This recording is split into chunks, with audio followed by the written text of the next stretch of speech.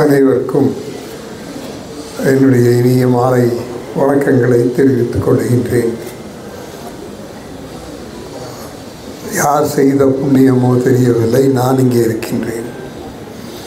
இங்கே வந்து இதை துவக்கி வைப்பதற்கான எந்த தகுதியும் கிடையாது. இவங்க என்னமோ சொல்கிறாங்க, அதெல்லாம் நம்பாதீங்க. ஒரு தகுதியும் கிடையாது. ஒரு தகுதி இருக்குமே ஆனால் நானும் ஒரு அமைப்பின் பிரதிநிதியாக இங்கே வந்திருக்கின்றேன். இங்கெல்லாம் கேள்விப்பட்டிருப்பீங்க, பாரத வித்யா பவன். ஜெகத்குரு அவர்களுடைய ஆசையோடு தான் அது நடக்குது. எதை செய்யணும்னு இவங்க நினைக்கிறாங்களோ அதை சின்ன அளவில் நாங்களும் பண்ணிகிட்ருக்கிறோம். இந்தியா முழுவதும் ஒரு 120 கேந்திரங்களை அமைத்து இந்த பணியை நாங்களும் செய்து கொண்டிருக்கின்றோம். அந்த ஒரே ஒரு காரணத்துக்காக நான் அழைக்கப்பட்டிருக்கின்றேன். மற்றபடி பாருங்களேன், இப்போ எனக்கு அப்புறம் யார் பேச போகிறாங்க? சொல்லுங்கள், சத்தமாக சொல்லுங்கள். அதுக்குத்தான் எல்லாம் வந்திருக்கிறீங்க. அது எனக்கு இவ்வளோ வயசாக இன்னும் அதெல்லாம் தெரியாதா? நானும் அந்த அம்மாவும் பல மேடைகளில் ஒன்றா இருந்திருக்கிறோம். அவங்க பேச்சு எப்படி இருக்குன்னு உங்களுக்கு தெரியும். இன்றைக்கி ஒரு அற்புதமான தலைப்பில் வேறு பேச போகிறாங்க. அது அதற்கிடையில் ரொம்ப நேரம் குறுக்க நிற்கக்கூடாது. மேலும் சொல்ல வேண்டியது பூரா அவர் எங்கேங்க, அவர் பூராத்தையும் சொல்லிட்டார். இது ஒரு பிரச்சனை. நமக்கு சொல்கிறக்கே கொஞ்சம் தான் இருக்கும். அந்த கொஞ்சத்தையும் நமக்கு முன்னாடி பேசுகிறவங்க பேசிக்கிடுவாங்க. அப்படி ஏதாவது தெரியாமல் விட்டுருந்தால் இவங்க இருந்தே இருக்கிறாங்க. ஸோ இந்த மாலை பொழுது அற்புதமாக அமையும். உங்களுக்கு சொன்னேன், இவருடைய அனுக்கிரகம் பாரத வித்யா பவனுக்கு ஏராளம் உண்டு. இப்போ மகா சன்னிதானத்தினுடைய குரு அவர்கள் பாரத வித்யா பவனுக்கு வந்திருக்கிறாங்க. இவங்க ஒரு 3-4 வருஷத்துக்கு முன்னாடி வந்தபோது நான் அழைச்ச போது அதை ஞாபகமாக சொன்னார். அவர் கூட நான் வந்தேனே அப்படின்னாரு. காரணம் அவர் அப்போ சன்னிதானமாக இருந்தாங்க, இவங்க கூட வந்தாங்க. அந்த பாரத வித்யா பவனை பற்றி நம்முடைய குரு மகா சன்னிதானத்தினுடைய குரு என்ன சொன்னார்னு சொல்லணுமில்ல. அப்போ தான் நான் இங்கே வந்ததுக்கு ஒரு அர்த்தம் உண்டு. அதை எங்கள் வித்யாசாகருக்கு, come here, you just read this passage for me. I can't hold this and do it. You வாங்க, just read this passage. What இங்கே பாருங்க, just read it in the mic. இது வந்து இப்போ இவருடைய குரு சொன்னது பாரத வித்யா பவனை பற்றி. எப்போன்னு தெரியல.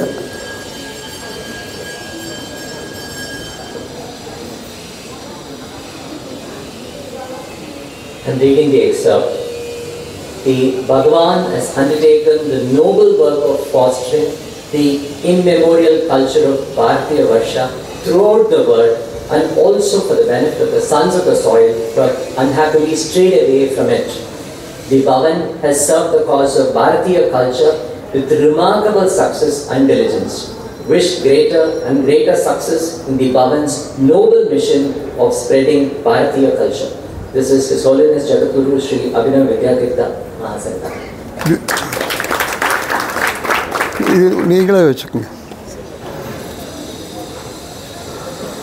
ஆகவே அந்த வகையில் நான் இங்கே வந்திருக்கிறேன். ஆனால் இந்த பணி இன்னும் நிறைய பண்ணணும். இப்போ ஆச்சாரியார் சொன்னதை அவர் படித்தார். Some of our young people have strayed away. திசை தெரியாமல் வழிமாறி போய்விட்டார்கள்.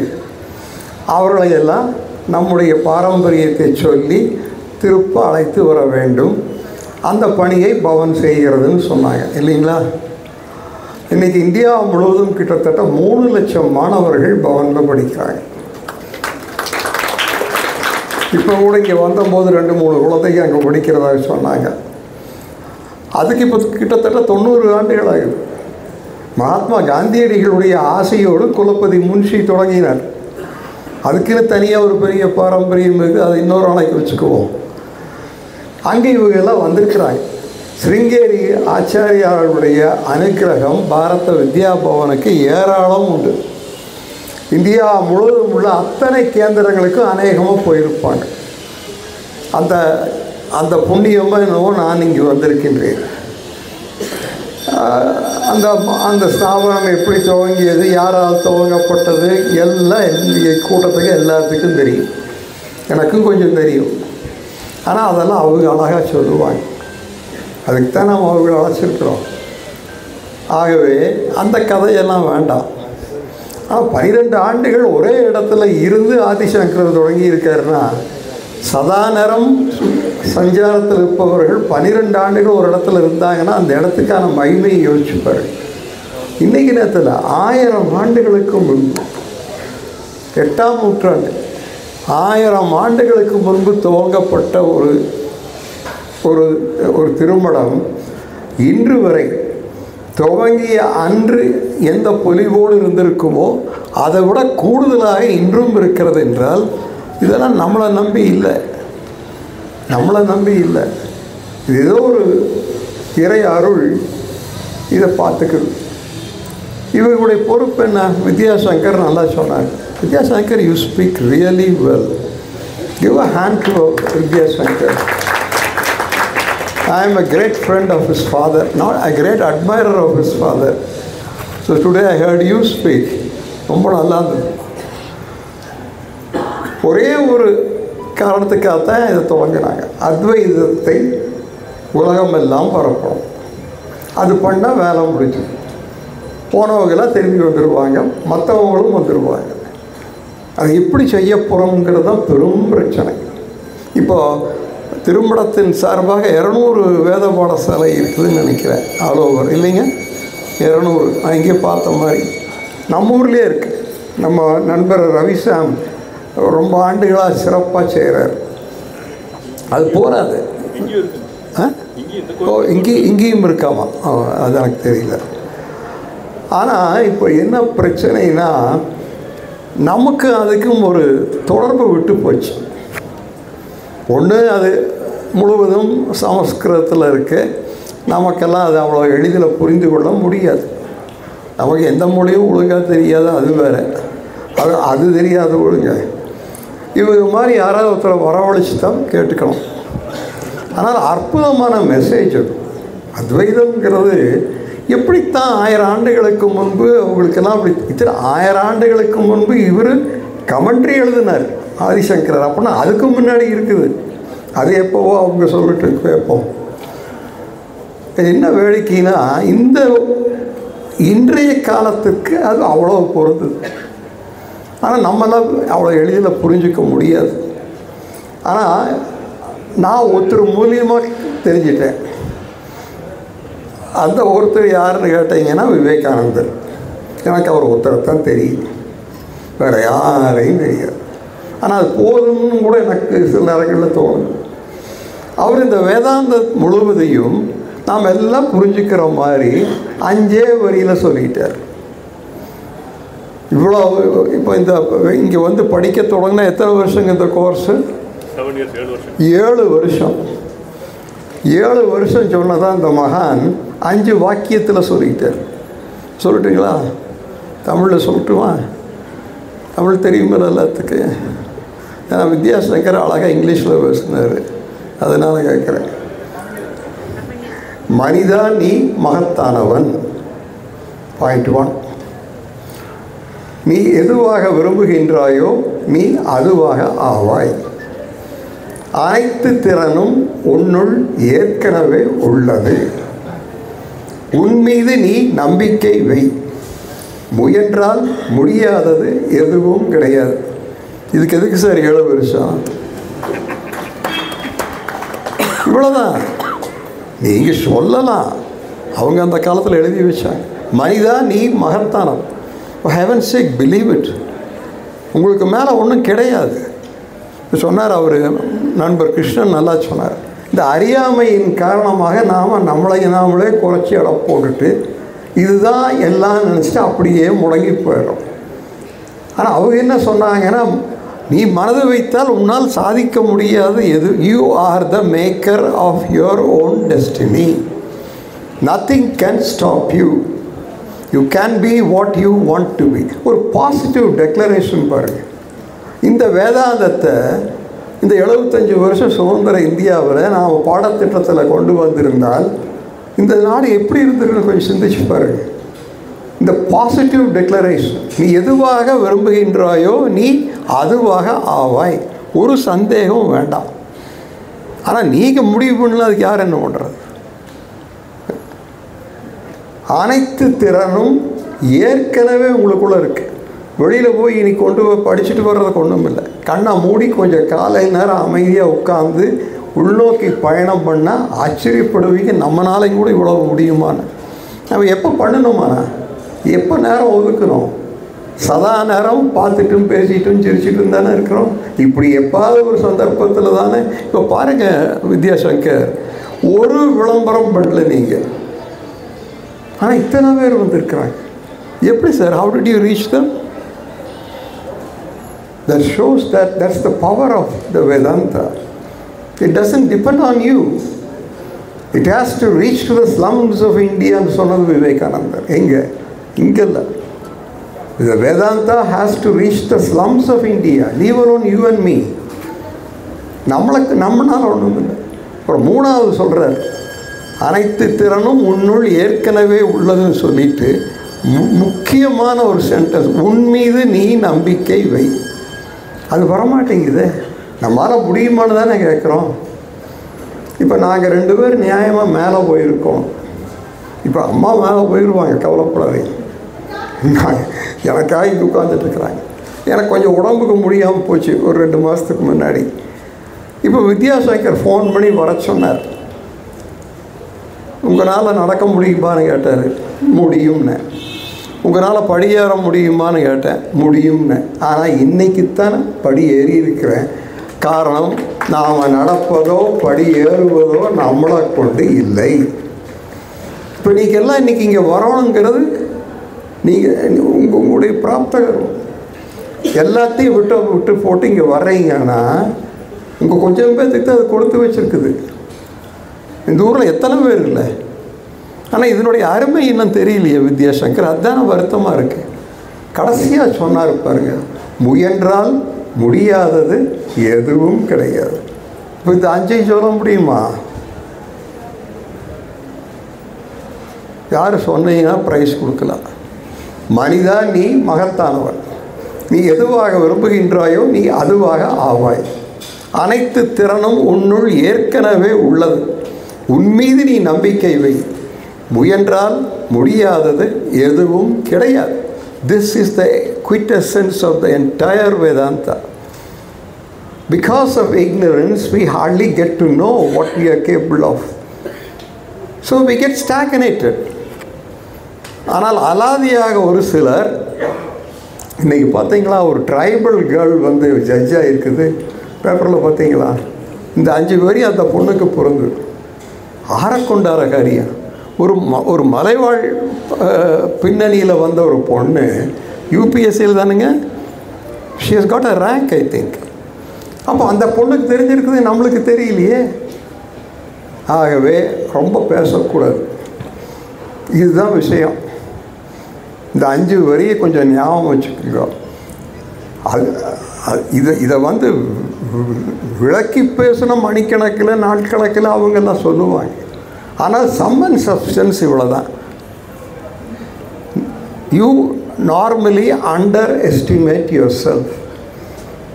பெரிய பொறுப்புகள் வரும் பொழுது வேண்டான்னு ஓடிடுறோம். நம்மளால் முடியுமாங்கிற அவநம்பிக்கை. முடியும், கொடுங்க பார்க்கலான்னு துணிஞ்சு நின்னா நடந்தாச்சு. அந்த துணிச்சலையும் தன்னம்பிக்கையும் தைரியத்தையும் தர்றது தான் வேதாந்தம். இப்போ இது எப்படி வேண்டாம்னு சொல்கிறது? இதில் எங்கே மதம் வந்தது சொல்லுங்களேன். இதில் எங்கே வந்தது மதம்? இது உலகம் முழுமைக்கும் பொதுவானதாச்சு.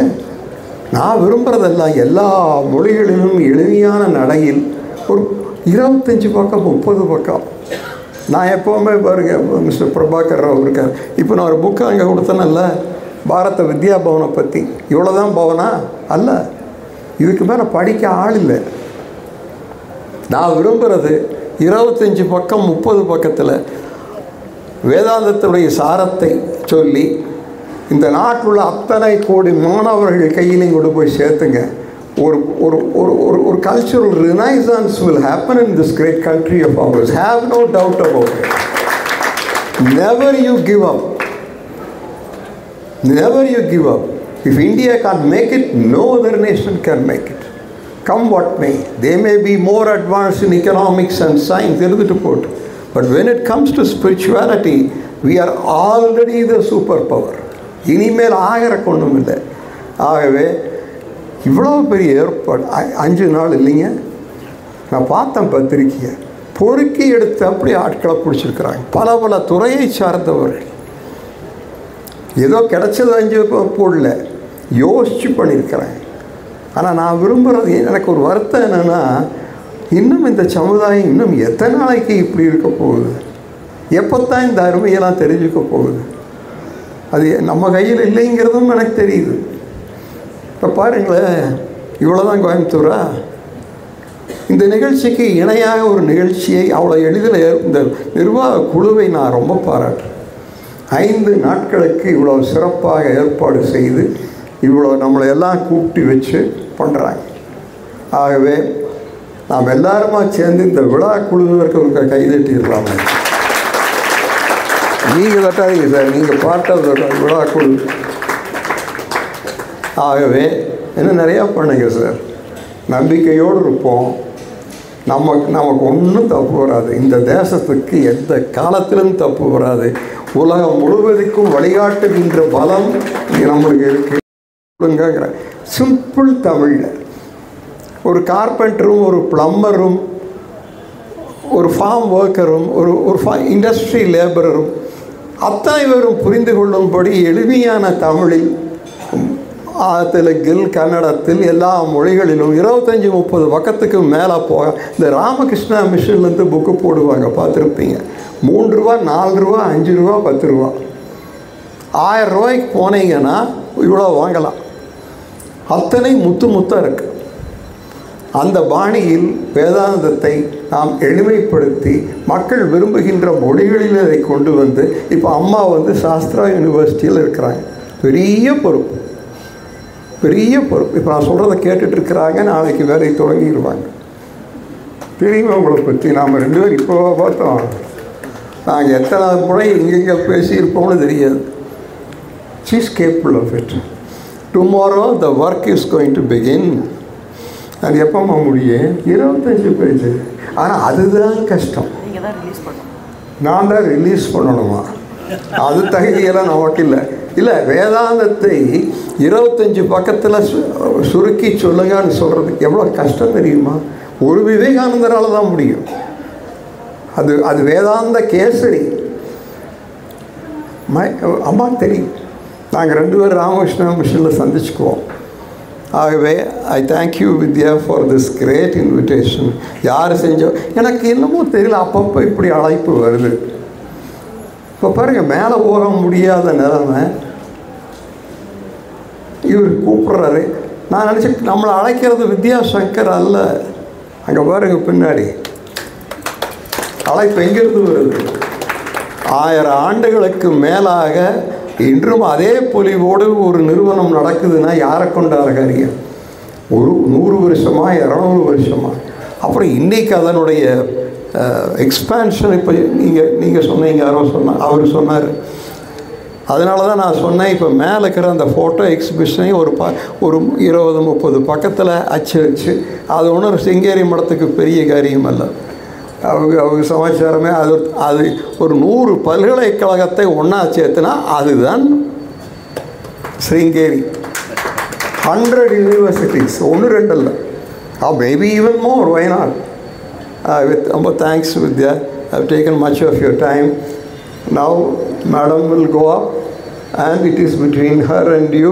Thank you madam for having என்னையும் பொறுத்துட்டு கீழே உட்காந்துருந்தீங்க இவ்வளோ நேரம். வேண்டாம் நீங்கள் அங்கே என்ன அது தெரியாது. அப்புறம் எதுக்கு மேலே தான் போட்டது? எனக்கு ஏற முடியாதுன்னு நான் போகலை. அதனால் எல்லாத்துக்கும் வணக்கம்.